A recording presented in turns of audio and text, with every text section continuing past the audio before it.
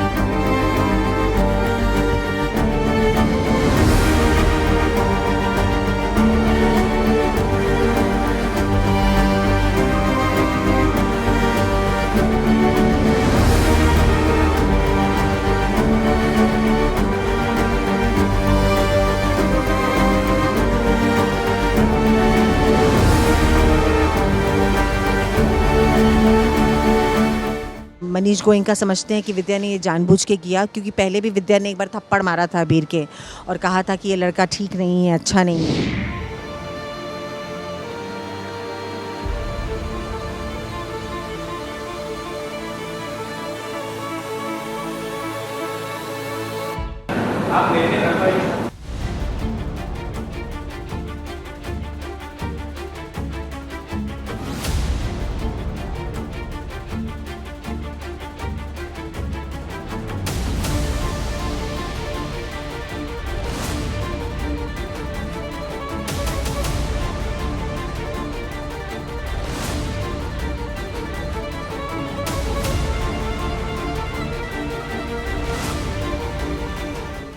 Well विद्या ने जो गलती की थी, अनजाने में, जानबूझ के नहीं की थी।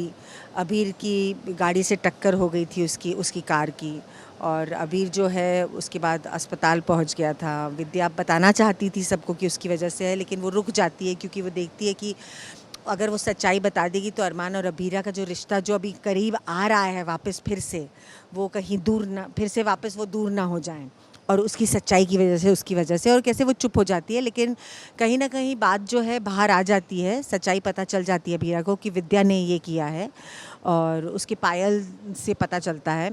और इस वजह से मनीष गोयनका समझते हैं कि विद्या ने ये जानबूझ के किया, क्योंकि पहले भी विद्या ने एक बार थप्पड़ मारा था अबीर के और कहा था कि ये लड़का ठीक नहीं है, अच्छा नहीं है, क्योंकि अबीर ने कुछ चीज़ें ऐसी की थी इस वजह से।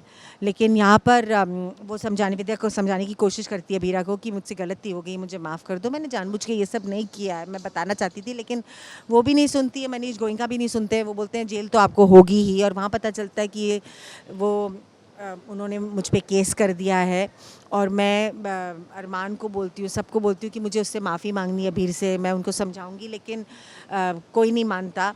और इस वजह से अरमान जो है, जब वो देखता है कि मेरी माँ जो है वो गिड़गिड़ा रही है, मेरी माँ इतने ट्रॉमेटिक स्थिति से जूझ रही है, वो स्लीप वॉकिंग करने लगती है, विद्या बड़बड़ाने लगती है अपने आप में कि अबीर मुझे माफ़ कर दे, मुझसे गलती हो गई। और वो ये सब देखता है तो बोलता है बस अब आप कुछ नहीं करेंगी, इन्होंने अगर जंग छेड़ी है तो हम जंग ही सही। और वो केस लड़ता है, केस में चीज़ें होती हैं, और आखिर में विद्या बोल ही देती कि नहीं, उसी की वजह से ही हुआ है, उसने जानबूझ के नहीं किया, लेकिन उसी की वजह से हुआ है।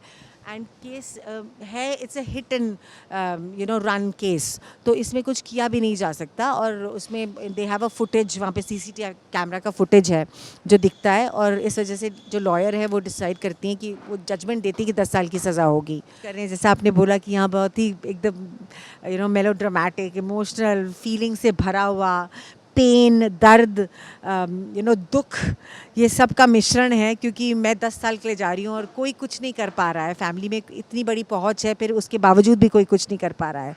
लेकिन यहाँ मुझे पता है मैं जा रही हूँ, और मुझे पता था कि ये होगा ही, तो मैं तो जा ही रही, तो मैं सबसे अलविदा करके जा रही हूँ।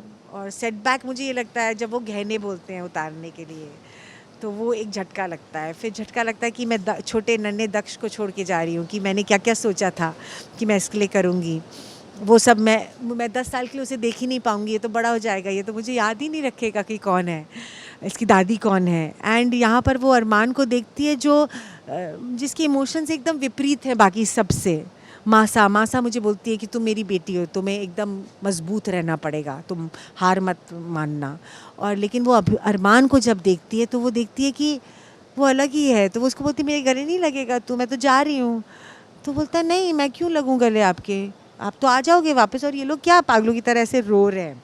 तो वो जब ये वो सुनती बोलती है अच्छा तू ये झूठ बोल रहा है ताकि तू खुद को दिलासा दे सके ना कि तेरी माँ वापस आ जाएगी, लेकिन ऐसा नहीं है अरमान, मैं जा रही हूँ, 10 साल के लिए जा रही हूँ, कम से कम अब तो गले लग जा। और वो फिर भी नहीं लगता, वहीं खड़ा हुआ है और वैसे करती है, और तभी कॉप्स बोलते हैं कि आपको चलना होगा। And so it's a very because it's they showing this strong bond between the mother and sun.